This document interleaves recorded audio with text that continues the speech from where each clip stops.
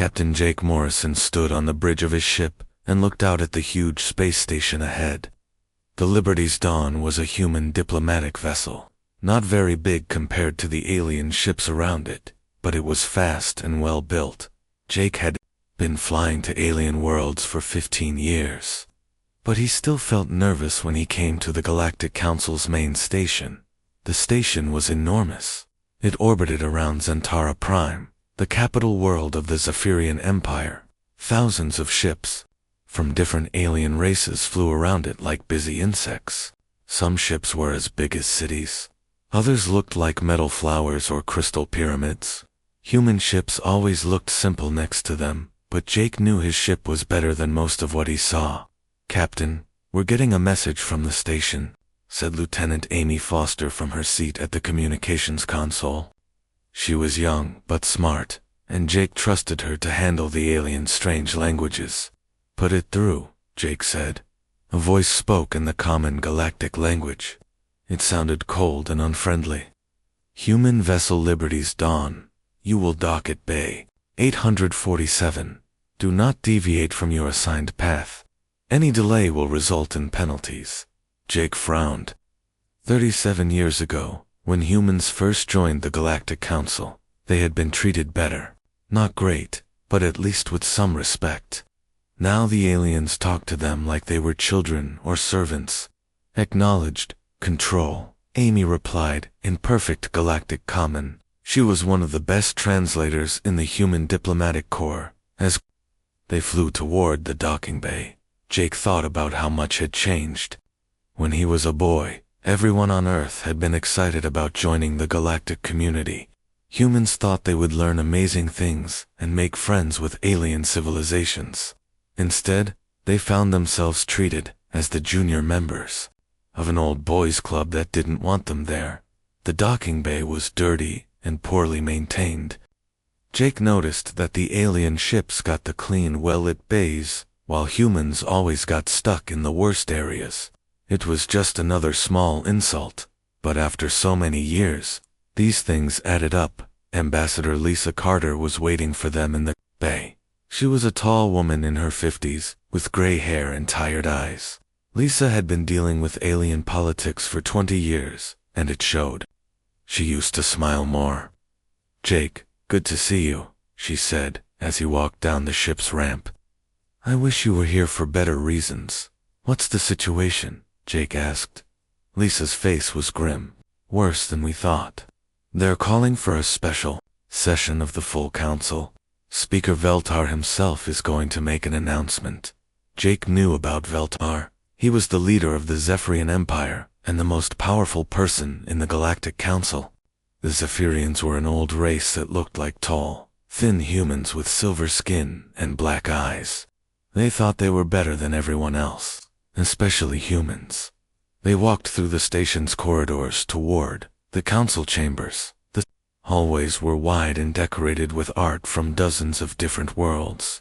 Aliens of many species walked past them, but none paid attention to the humans. They were used to being ignored. "What do you think they want this time?" Jake asked. "I don't know, but my sources say it's big," Lisa replied. "The Drakmari delegation has been in closed meetings with the Zephyrians for 3 days. That's never a good sign for us." The Drakmari were a warrior race that looked like humanoid reptiles with scales and sharp teeth.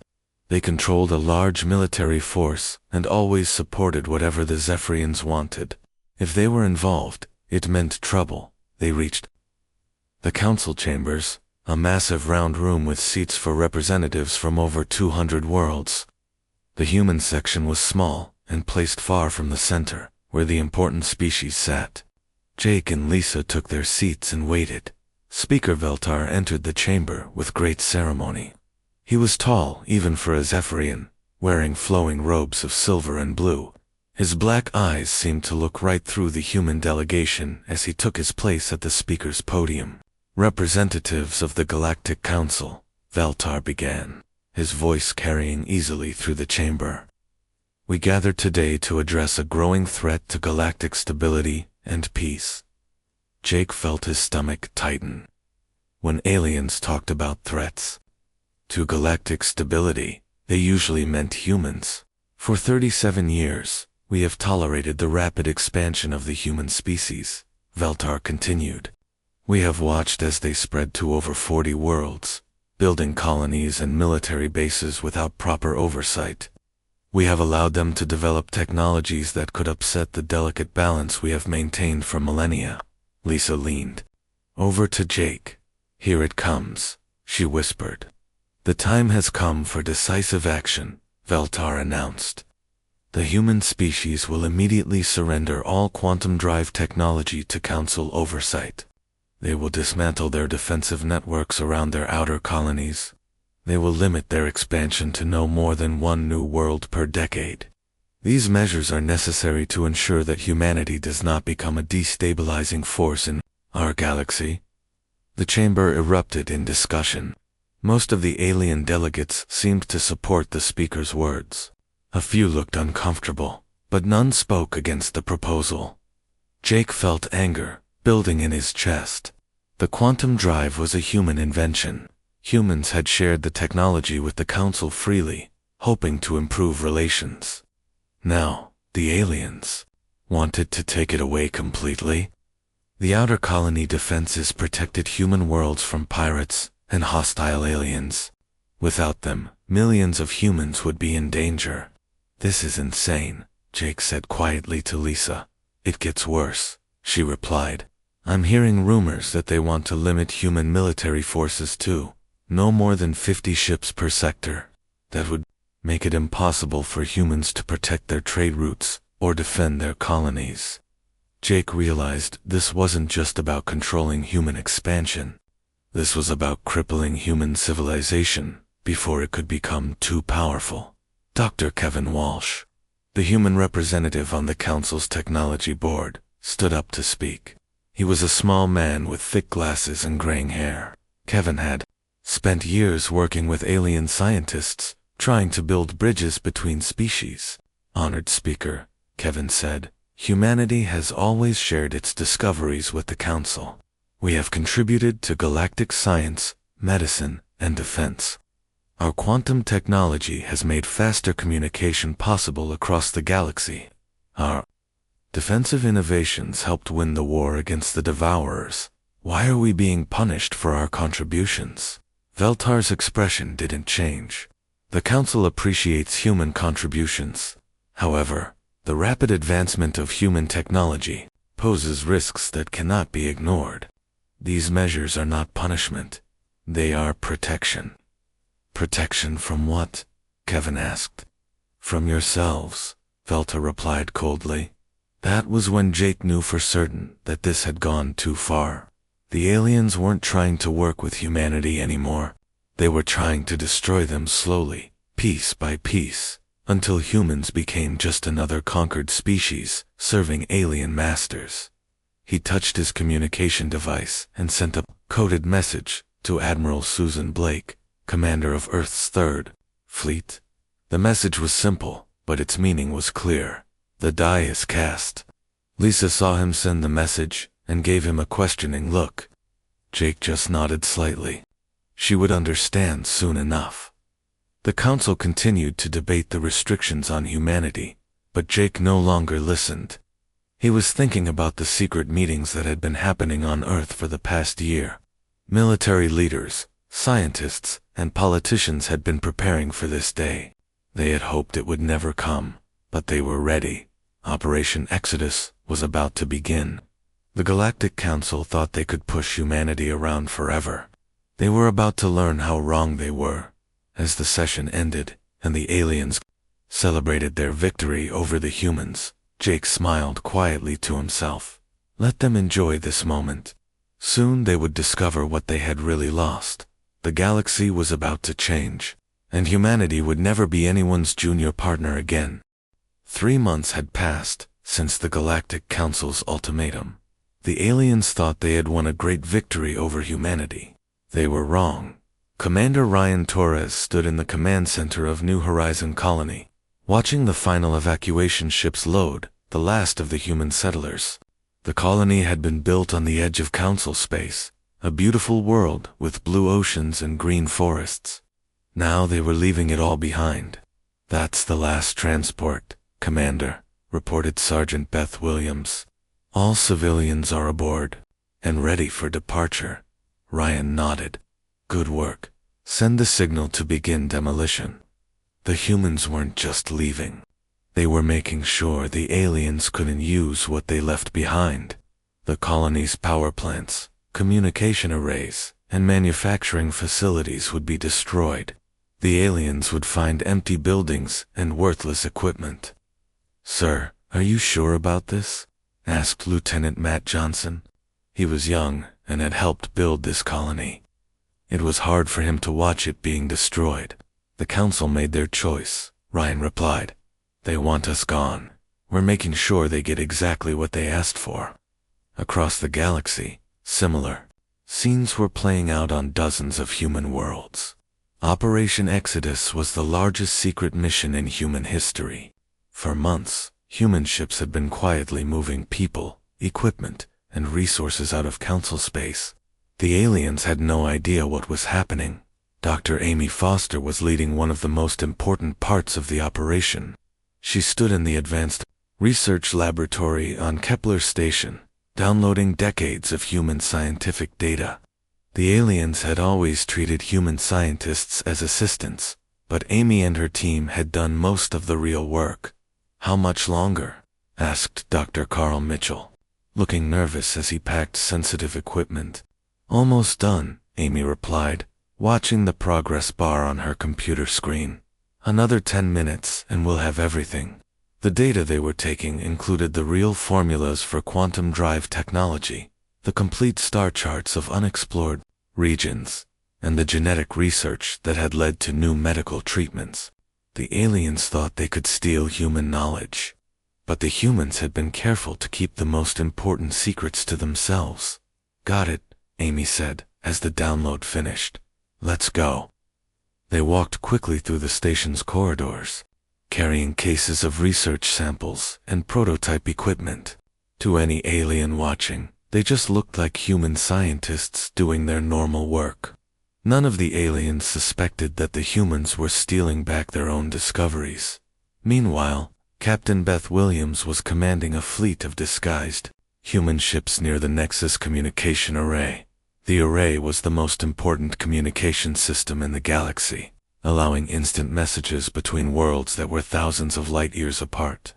It had been built using human quantum crystal technology, but the aliens had always claimed credit for it. "Remember, we need to be subtle," Beth told her crew. "If the aliens realize what we're doing, they might try to stop the other operations." The human ships looked like ordinary cargo vessels, but they were actually military craft in disguise. Each ship had a team of engineers who knew exactly how the communication array worked. After all, humans had built most of it. Lieutenant Kevin Walsh led his team into the array's central control room. The alien technicians barely looked up as the humans walked past. They were used to seeing human workers maintaining the equipment that the aliens couldn't fix themselves. "Begin Phase 1, Kevin whispered into his communicator. His team started by removing small but critical components from the quantum resonance chambers. To the casual observer, they were just doing routine maintenance.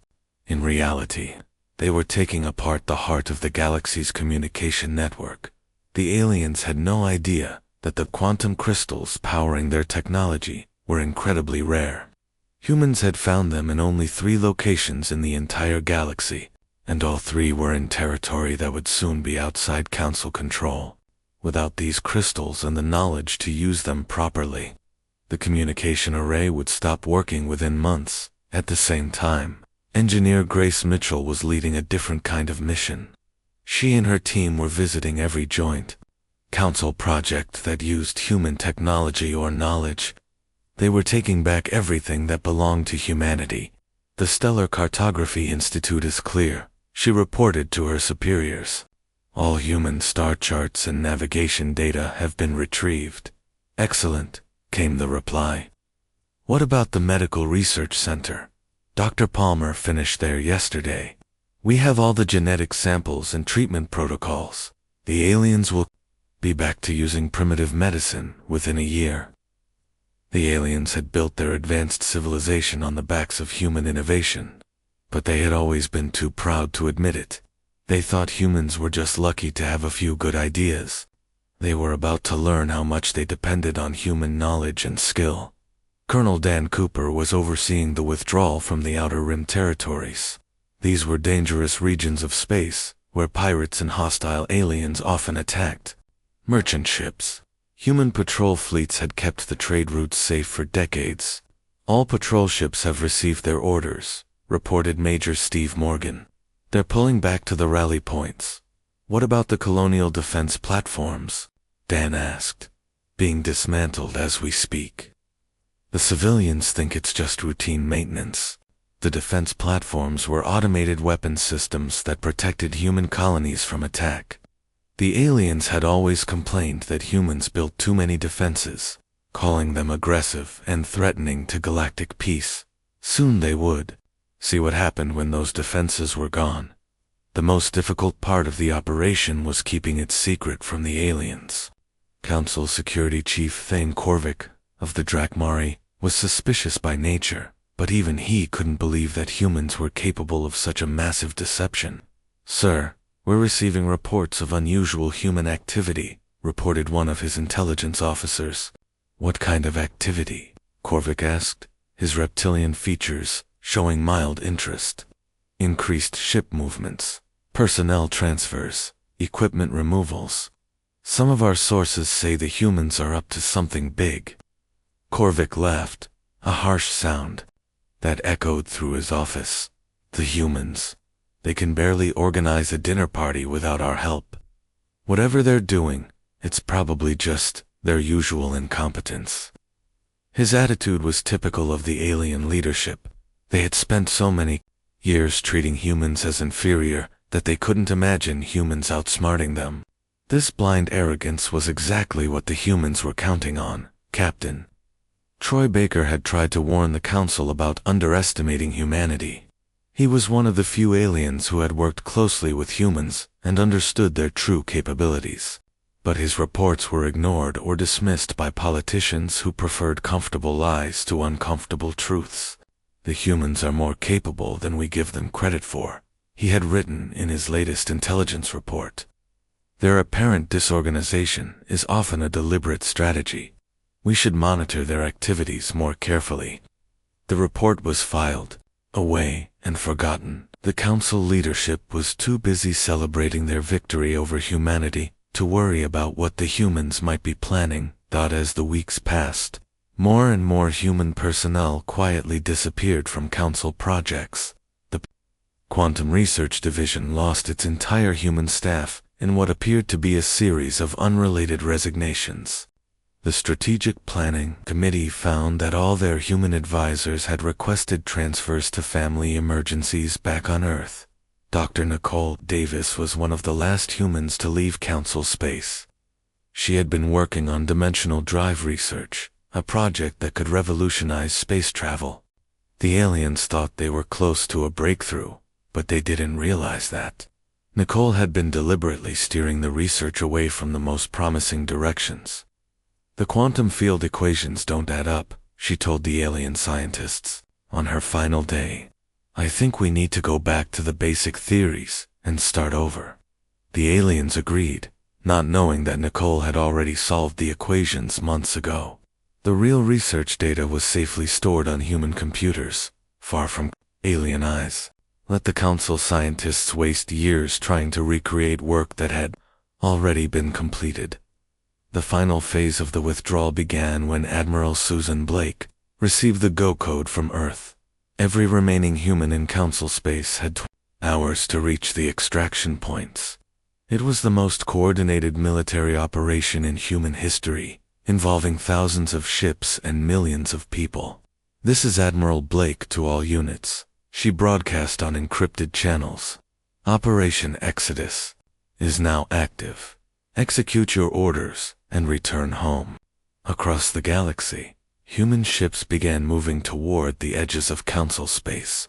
They traveled in small groups to avoid detection, using routes that only humans knew about. The aliens noticed the increased ship traffic, but their intelligence services were in chaos. So many human translators and analysts had resigned that the aliens could barely process their own information. Colonel Grace Mitchell commanded the last human ship to leave Council space. As her vessel reached the boundary, she sent a final message to the Galactic Council. It was simple and direct.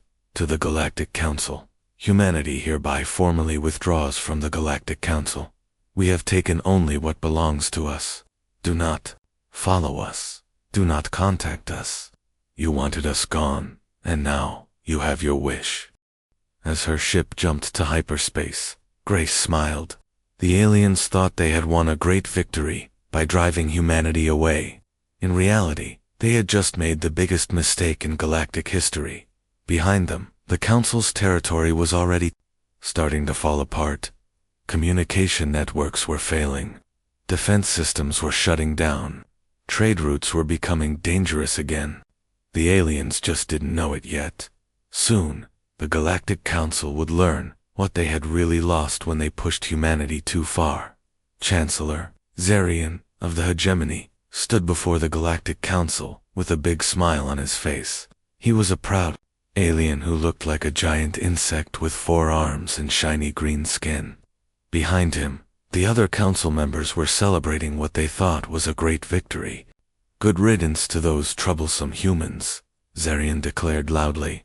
Finally, we can have peace in the galaxy without their constant interference.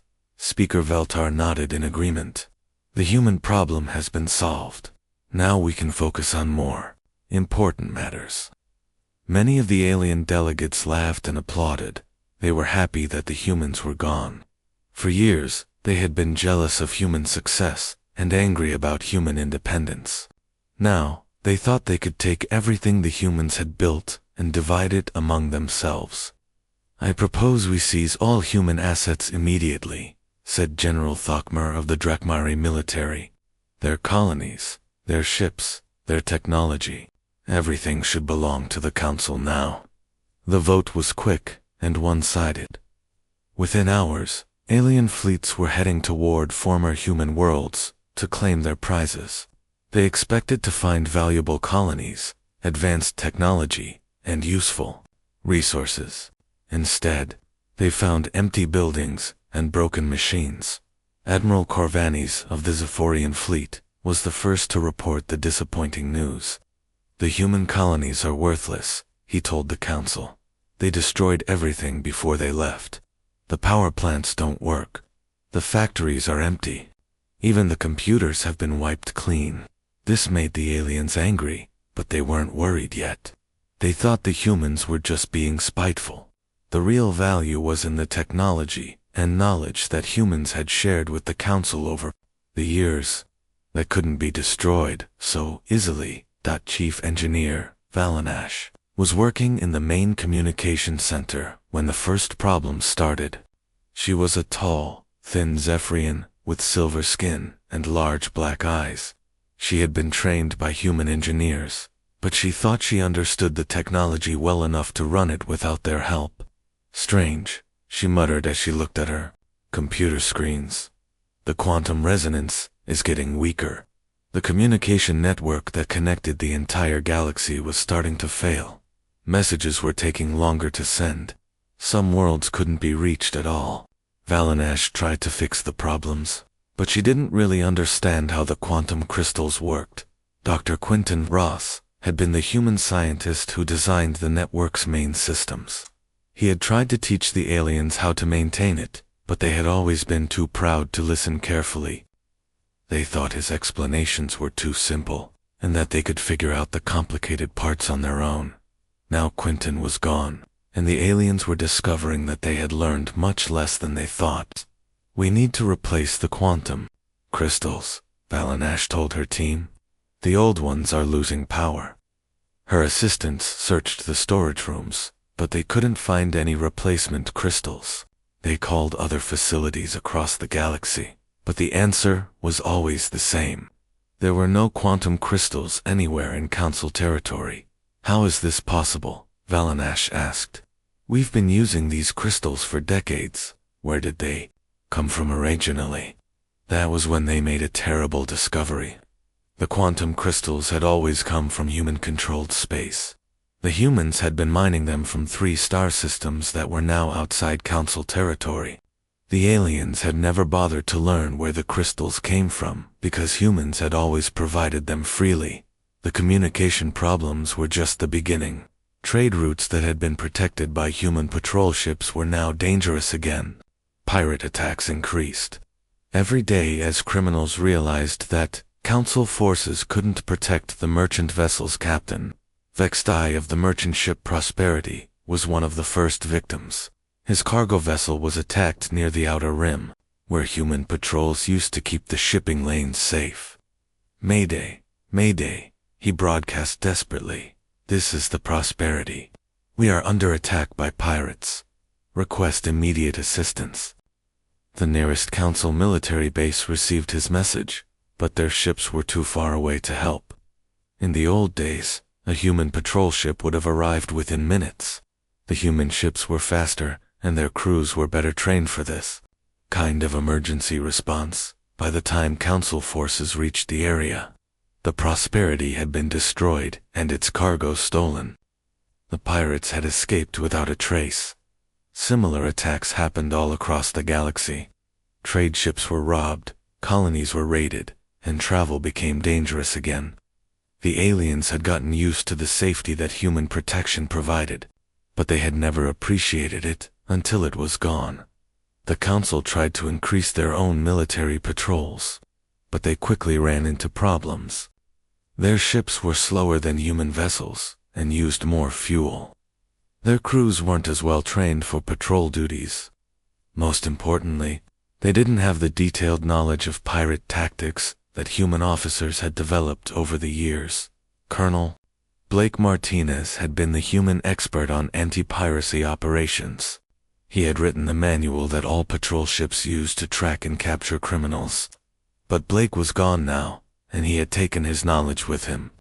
The aliens were left trying to figure out pirate behavior on their own. Things got worse when reports started coming in from the Outer Rim territories.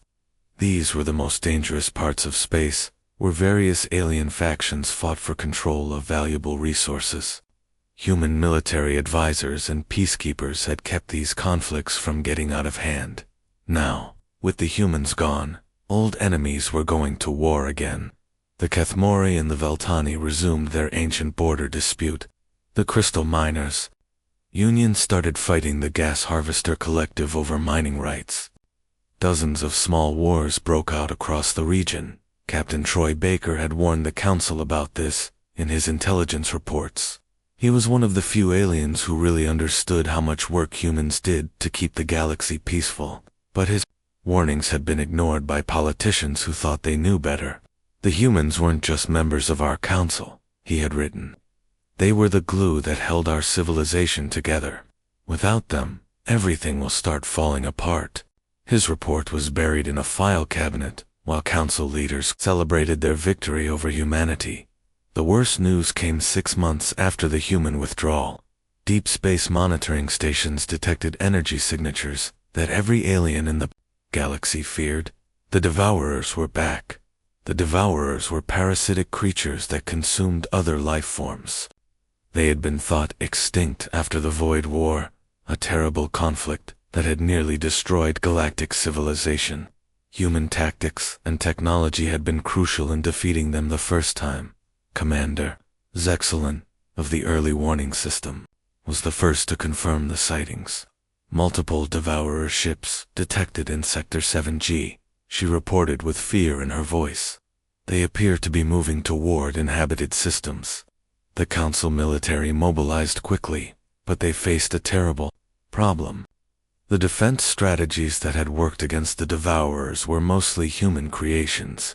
Quantum scanning technology that could detect Devourer ships was a human invention. The battle tactics that had won the Void War had been developed by human officers. General Corvanis led the first Council fleet to engage the Devourers. He was confident that his ships could handle a few parasitic creatures. He was wrong. The Devourers had learned from their previous defeat. They attacked in new ways that confused the alien commanders. Without human quantum scanners, the Council ships couldn't track Devourer movements properly. Without human battle tactics, they couldn't predict Devourer's strategies. The first battle was a disaster. Corvanes lost half his fleet before he ordered a retreat. The Devourers consumed 3 small colonies before Council forces could stop them. How did this happen? Speaker Veltar demanded at an emergency council session. We defeated the before. Why can't we do it again? The answer was obvious to anyone who bothered to look at the historical records. Humans had been the key to victory in the Void War. Human Admiral Sarah Blake had commanded the final assault. Human scientists had developed the quantum weapons that could hurt Human engineers had designed the defense systems that protected civilian populations, but the aliens had rewritten history to make themselves the heroes. They had convinced themselves that they had won the war through their own superiority. Now, they were paying the price for their lies. Dr. Meltery was one of the few aliens who understood the truth. She had worked with human scientists during the Void War and knew how much they had contributed. But when she tried to explain this to the Council, she was shouted down. The humans were just assistants, insisted Chancellor Zarian. We did the real work. We can defeat the Devourers again without their help. More attacks followed. The Devourers grew bolder as they realized that Council defenses were weaker than before. They attacked larger colonies and stayed longer, consuming more victims. Council military forces fought bravely, but they were losing badly. The truth was becoming impossible to ignore. Without human knowledge, human technology, and human leadership, the Galactic Council was helpless against its greatest enemy. Grand Admiral Zextal of the Drakmori military was forced to speak the words that no alien wanted to hear. We need the humans back. An emergency session was called to discuss what everyone was now calling the human problem. But it wasn't the same problem they had thought they were solving 6 months ago. Now the problem was how to survive without the humans. They had driven away. Perhaps we were too hasty in our judgment of humanity, Speaker Veltar admitted reluctantly. Maybe we should reconsider our position. The galaxy was falling apart, and everyone knew it. Trade was down. Wars were spreading, and an ancient enemy had returned stronger than ever. All because the aliens had been too proud to admit that they needed human help. The Galactic Council was finally ready to admit they had made a mistake. But would the humans be willing to forgive them? And more importantly, would they be willing to come back and save a civilization that had rejected them? Those questions would soon be answered, but not in the way the aliens expected. 6 months after humanity's departure, the Galactic Council faced the worst crisis in their history. The Great Council chambers on Zentara Prime, once filled with confident alien leaders, now echoed with desperate voices and angry arguments. Speaker Veltar looked older than his 800 years.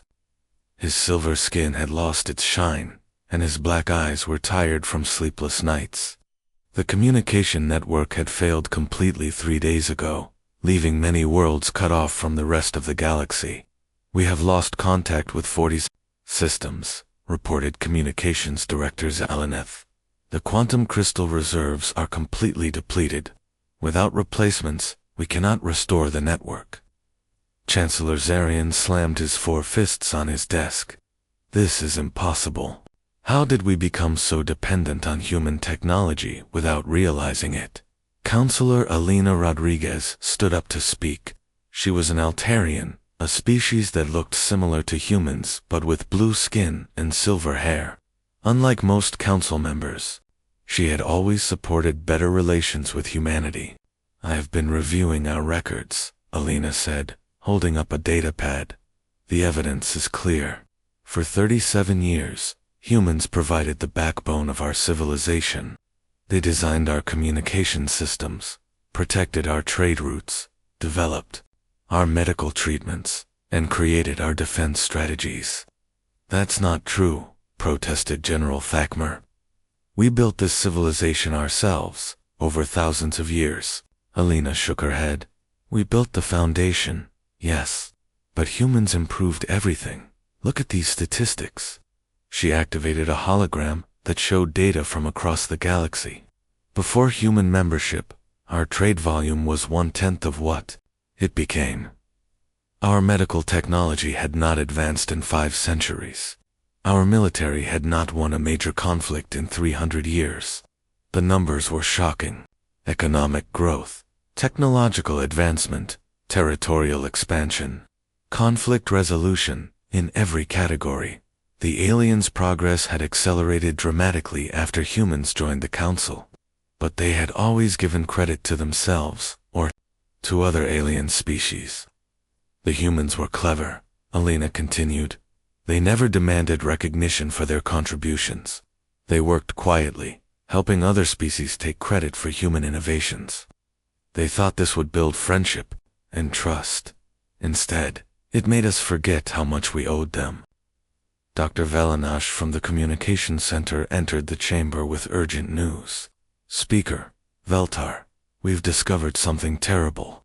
The quantum crystals that powered our technology came from only 3 star systems, all in what is now human territory. We never developed our own sources because humans always provided them freely.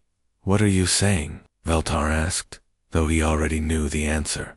We cannot replace the crystals, Valanash replied. Our scientists don't even know how to identify quantum crystal deposits. That knowledge was held only by human geologists. The silence in the chamber was deafening. The greatest civilization in the galaxy had been brought to its knees by the loss of some rocks. They didn't know how to find. The situation outside the council chambers was even worse. Trade had collapsed by 60% as merchant ships were too afraid to travel without protection. Pirates controlled large areas of space that had been safe for decades. The Outer Rim territories were in complete chaos as various factions fought for control. President Chandara of the Merchants Coalition delivered more bad news. Our shipping companies are refusing to travel beyond the core systems. Insurance rates have increased by 400%. Many colonies are running out of essential supplies. What about our military patrols? Asked General Thokmer. Inadequate, Chandara replied bluntly. Our ships are too slow. Our crews are poorly trained for patrol duties, and we don't have enough vessels to cover the territory that human fleets use to protect. The Devourer attacks were getting worse too. 3 more colonies had been destroyed, and Council forces seemed helpless to stop them. The parasitic creatures were using new tactics that confused alien commanders. Admiral Corvanis brought the latest military reports. The Devourers have adapted since the Void War. Our old strategies don't work anymore. We need new approaches, but our tactical experts are baffled. What about the humans' battle plans from the Void War? Suggested Colonel Vexspy. We've tried them, Corvanis admitted, but we're missing crucial information. The plans reference technologies and strategies that were never fully documented. The humans kept the most important details in their heads. Dr. Shantala, the Council's chief military strategist, had spent weeks studying human battle records. The humans never wrote down their complete strategies, she reported. They shared basic information with us, but they kept the advanced techniques secret. Now I understand why. They were preparing for this day. Speaker Veltar felt a chill run through his body. You're saying the humans planned this? They knew we would betray them. Not exactly, Dr. Shantala replied, but they were prepared for the possibility. Their withdrawal was too smooth, too complete. They had been planning for years how to take their knowledge and technology with them if necessary. The realization was devastating. The humans hadn't just been members of the Council. They had been its most important members, and they had been smart enough to prepare for rejection. The breaking point came when member worlds started leaving the Council. The planet Kepler Prime announced its withdrawal, followed by the Centauri Union and the Free Worlds Alliance. They were joining together to form their own defensive pacts, no longer trusting the Council to protect them. We're losing our authority, reported Internal Affairs Director Melt. Member worlds don't believe we can handle the current crisis. Support for the council government has dropped to 30%.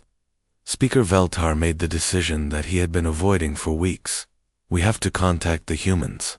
The council chamber erupted in protests. Many aliens were still too proud to admit they needed human help. This is madness, shouted Chancellor Zarian. We cannot show weakness by begging the humans to return. We're already weak, Alina Rodriguez replied. The humans will know that, whether we admit it or not. After hours of debate, the council voted to authorize a diplomatic mission to find humanity and negotiate their return. The vote was close to 847 in favor, 731 against, showing how divided the aliens were. Ambassador Prima Velanash was chosen to lead the mission. She was Speaker Veltar's daughter, a skilled diplomat who had worked with humans before. Her assignment was to locate the human government and convince them to rejoin the council. What can we offer them? Prima asked her father privately. Whatever they want, Veltar replied. Equal membership, full voting rights, shared leadership, anything to get them back. Prima assembled a diplomatic convoy of 12 ships and headed into the unexplored regions where humans were believed to have gone. She expected to find scattered colonies struggling to survive. Instead, she discovered something that shocked her to her core. Commander Dan Cooper intercepted the alien ships at the edge of what the humans now called the Terran Federation. His vessel, the Freedom's Light, was unlike any ship Prima had ever seen. It was sleek and fast, with design features that seemed impossible. Galactic Council ships, you are entering Terran Federation space, Dan announced over the communication system. State your business. Prima was surprised by Dan's confident tone. She had expected desperate refugees, not organized military forces. This is Ambassador Prima Velanash of the Galactic Council, she replied. We request permission to meet with human leadership to discuss diplomatic matters. Dan's response was polite, but firm. Follow my ship to New Geneva. You will be escorted at all times. Any deviation from your assigned course will be considered hostile. As Prima's convoy followed Dan deeper into human territory, she saw things that amazed her. Space stations that were larger and more advanced than anything in Council space. Ships with designs that seemed decades ahead of Council technology. Defensive platforms that looked incredibly powerful. How is this possible? She asked her science officer. They've only been gone for 6 months. Perhaps they were more advanced than we realized, her officer replied quietly. They arrived at New Geneva, a massive space station orbiting a beautiful blue and green world. The station was 10 times larger than anything in Council space, with docking bays for thousands of ships. Clearly the humans had not been struggling to survive in exile. President Rachel Foster received the alien delegation in a conference room that overlooked the planet below. She was a middle-aged woman with gray hair and intelligent eyes. She listened politely as Prima explained the Council's problems and their hope that humanity would return. You want us to come back and fix the problems we predicted would happen, Rachel said calmly when Prima finished speaking. We are prepared to offer significant concessions, Prima replied. Equal membership, full voting rights, shared leadership of Council projects. Rachel smiled, but it was not a happy expression. Ambassador, you had 37 years to treat us as equals. You chose instead to treat us as junior partners and take credit for our work. Now that your civilization is collapsing without us, you want to negotiate. Please, Prima said desperately. Our people are suffering. Colonies are being destroyed. The galaxy needs stability. The galaxy needed stability 6 months ago too, Rachel replied. But your people decided they didn't need us. Now, you have exactly what you wanted. A galaxy, without human interference. Prima tried for hours to change Rachel's mind, offering everything she could think of. Territory, resources, technology sharing, military cooperation. The humans could have whatever they wanted if they would just come back. But Rachel's response never changed. We no longer need you. Those words hit Prima like a physical blow. The humans didn't want to rejoin the Council because they had built something better without it. The Terran Federation was more advanced, more prosperous, and more stable than anything the Galactic Council had ever achieved. As Prima's convoy prepared to leave, she realized the full scope of the disaster. The Council hadn't just lost its most valuable members, they had created a rival civilization that was already surpassing them. The galaxy was changing, and humanity was no longer interested in being anyone's junior partner. They had become the senior civilization, and they had done it in just 6 months. The Galactic Council's arrogance had cost them everything. 1 year after humanity's exit from the Galactic Council, the galaxy looked very different. Captain Steve Morgan stood on the bridge of his ship, the Independence, and watched another group of alien refugees arrive at the border of Terran Federation space. "That's the 15th refugee convoy this week," reported Lieutenant Amy Davis from her position at the sensor station. "Mostly civilians from the former Zephyrian colonies." Steve nodded sadly. The collapse of the Galactic Council had been faster and more complete than anyone had predicted. The Zephyrian Empire had lost half its member worlds to rebellion or economic collapse. The Drakmari hegemony was fighting 3 separate civil wars. Dozens of smaller governments had simply stopped functioning. "Any signs of pursuit?" Steve asked. "No, sir," Amy replied. "The Council doesn't have enough ships left to chase refugees." It was a tragic situation, but it wasn't surprising. Without human protection, trade networks, and technological support, the Council's territory had fallen apart like a house of cards. What had taken thousands of years to build had been destroyed in 12 months. Dr. Nicole Davis was working in her laboratory on New Geneva Station when she received the news that would change everything again. She had been leading the Dimensional Drive research project, trying to perfect the technology that would make human ships capable of instantaneous travel across any distance. Director Davis called her assistant, Dr. Mark Johnson. "We're getting some very strange readings from the deep space sensors." Nicole looked at the data on her computer screen and felt her blood turn cold. The energy signatures were unmistakable. Devourer ships, but more of them than had ever been seen before. "How many?" she asked quietly. "Our computers estimate at least 10,000 ships," Mark replied with fear in his voice. "They're moving toward both Council space and our territory. This isn't a raid, it's a full invasion." Nicole immediately contacted President Rachel Foster. Within hours, emergency meetings were being held across the Terran Federation. The Devourers had been quietly building their strength while the galaxy tore itself apart. Now they were ready to finish what they had started in the Void War. "The Council's territory will fall within weeks," reported Admiral Jake Morrison, who now commanded the Federation's First Fleet. "Their defenses are too weak to stop an invasion this large." "What about our own defenses?" asked President Foster. "We can protect our core worlds," Jake replied. "But if the Devourers consume the entire Council territory, they'll become too strong for us to stop later." It was a terrible decision to face. The Council had treated humanity badly and driven them away. Now they were facing extinction, and only humanity had the power to save them.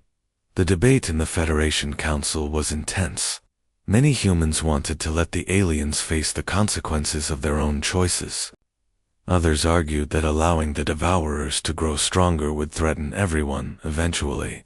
"We're not like them," President Foster finally declared. "We don't abandon people in need, even if they've wronged us.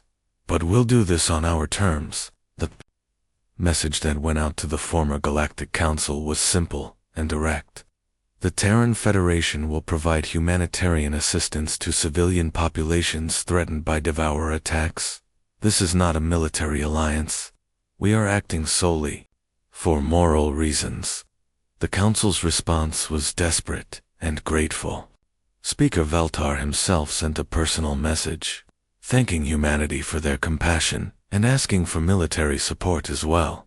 President Foster's reply was polite but firm. We will evacuate your civilians. Your military is your own responsibility. Admiral Jake Morrison led the largest rescue operation in galactic history. Hundreds of human ships moved into council space, using their superior speed and advanced sensors to stay ahead of the Devourer fleets. They evacuated millions of alien civilians from doomed worlds, bringing them to safety in Federation territory. The aliens were amazed by what they saw. Human ships that could travel instantly across vast distances, using dimensional drive technology. Weapons that could destroy Devourer vessels with single shots. Defense systems that made human worlds completely impregnable. How did they advance so quickly? Wondered Dr. Valanash, as she watched human rescue ships work with incredible efficiency. The answer was simple but humbling. Humans had always been capable of these achievements. They had just been holding back while they were part of the council, sharing their knowledge freely and allowing other species to take credit for human innovations. Now, working only for themselves and their true allies. Humans had accomplished in 1 year what the council had failed to do in 1,000. The council's military forces fought bravely against the Devourers, but they were doomed from the start. Without human tactics, human technology, and human leadership, they couldn't match an enemy that had learned from its previous defeat. Fleet after fleet was destroyed. World after world was consumed. The great civilizations that had ruled the galaxy for millennia were reduced to scattered refugees, begging for human protection. But the humans didn't gloat or seek revenge. Every alien civilian who reached Federation space was given food, shelter, and medical care. Temporary cities were built to house the refugees. Children were enrolled in schools. Adults were offered jobs if they wanted to work. "Why are you helping us?" asked Ambassador Prima Velanash, who had sought asylum in Federation space after her own government collapsed. "Because it's the right thing to do," replied Colonel Dan Cooper, who was overseeing refugee operations. "We judge people by their actions, not by their species or their past mistakes." The contrast with the old council was stark, where the aliens had divided people into superior and inferior races. Humans treated everyone equally. Where the council had hoarded power and knowledge, the Federation shared freely with those who proved trustworthy. Many of the alien refugees asked to join the Federation permanently. They had seen how human society worked and wanted to be part of it. But admission to the Federation required more than just a request. "You must earn membership," President Foster explained to a delegation of former council leaders. "We don't care about your species or your history. We care about your values and your actions. Can you treat others as equals? Can you work for the common good instead of just your own benefit? Can you accept that merit matters more than birthright?" It was a difficult adjustment for aliens who had spent their lives believing in racial superiority and inherited privilege. Some couldn't make the change and left Federation space to try their luck elsewhere. Others embraced human values and became productive Federation citizens. The final battle with the Devourers came when the parasitic creatures tried to attack New Geneva itself. They had consumed most of the former Council territory and grown incredibly powerful. Their fleet was larger than anything seen since the Void War. But they made a crucial mistake. They underestimated humanity, just as the Council had. Admiral Steve Morgan commanded the Federation Defense Fleet using new dimensional drive tactics that confused and overwhelmed the Devourers. Human ships appeared instantly at any point in the battle, striking from impossible angles and disappearing before the enemy could respond. The battle lasted only 6 hours. When it was over, the Devourer invasion force had been completely destroyed. The few survivors fled to the deepest parts of space, broken and demoralized. "How?" gasped General Thokmer, who had watched the battle from a refugee camp. How did you defeat them so easily? We learned from our mistakes, Admiral Morgan replied, and we never stopped improving. While you were taking credit for our work, we were developing better ways to fight. The victory over the Devourers marked the end of an era. The old Galactic Council was finished, its territory empty, and its government dissolved. In its place, the Terran Federation had emerged as the dominant power in the galaxy. But the Federation was different from the Council in every important way. Leadership was based on ability, not species. Knowledge was shared freely among all members. Disputes were settled through negotiation and compromise, not force and intimidation. Former Council worlds began applying for Federation membership. The process was careful and thorough. Each applicant had to prove they could live by Federation values before being accepted. "We're not interested in ruling over others," President Foster explained to a gathering of alien leaders. "We want partners, not subjects. The galaxy has room for many different species and cultures, as long as they can work together peacefully." 5 years after the Council's collapse, the Federation included over 300 worlds and 50 different species. Humans remained the largest single group, but they didn't dominate through numbers or force. They led through example and earned respect through their actions. The old council chambers on Zentara Prime stood empty and dark, a monument to the failure of arrogance and prejudice. Across the galaxy, Federation cities shone with light and life, proof that cooperation and equality could build something greater than any empire. Captain Amy Foster, the daughter of the late President Rachel Foster, stood in the observation deck of Federation Central Station and looked out at the stars. Ships from dozens of species moved peacefully through space, carrying trade goods and passengers to every corner of the galaxy. "Your mother would be proud," said Admiral Jake Morrison, joining her at the window. "She lived to see the beginning of this, but you'll see how great it can become." Amy nodded. She always said that the Council's biggest mistake wasn't driving us away. It was failing to understand what we could build together if we were treated as equals. The galaxy was at peace for the first time in living memory. The Devourer threat was ended. Pirates had been driven from the trade routes. Wars between species had been replaced by negotiations and compromise. It had taken humanity's exile and returned to teach the galaxy's oldest civilizations a simple truth. Advancement came not from putting others down, but from lifting everyone up together.